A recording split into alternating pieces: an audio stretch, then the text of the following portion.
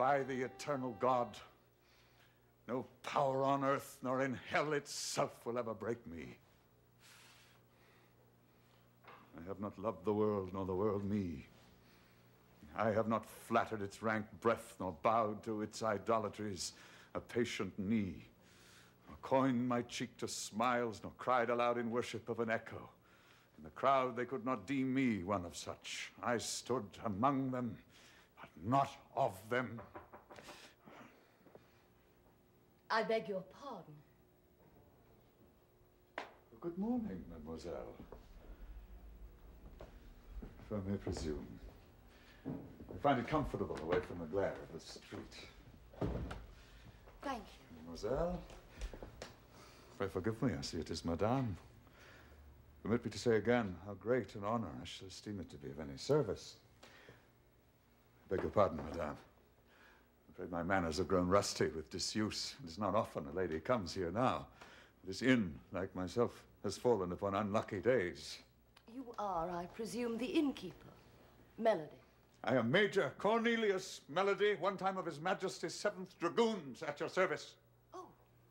Well, then it is I who owe you an apology, Major Melody. Oh, no, dear lady. The fault is mine. I should not have taken offense. I may as well confess that my besetting weakness is that of all gentlemen who have known better days. I have a pride unduly sensitive to any fancied slight. Well, I assure you, sir, there was no intention on my part to slight you. You're as gracious as you are beautiful, madame. I'm a poor fool, madame. I would be both wiser and happier if I could reconcile myself to being proprietor of a tawdry tavern. If I could abjure pride, forget the past. Today, of all days, it is difficult to forget, for it is the anniversary of the Battle of Talavera. It was on that glorious day that I had the honor to be commended for my bravery by the great Duke of Wellington himself. So I'm sure you can find it in your heart to forgive.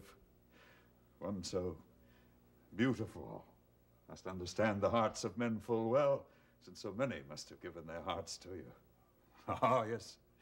I'll wager my all against a penny that even among the fish-blooded Yankees, there's not a man whose heart doesn't catch flame from your beauty, as mine does now. You're drunk, sir. You reek of whiskey. You are both insolent and disgusting. I don't wonder your inn enjoys such meager patronage if you regale all of your guests of my sex with this absurd performance. God help us. What is it, Father? What does the lady wish?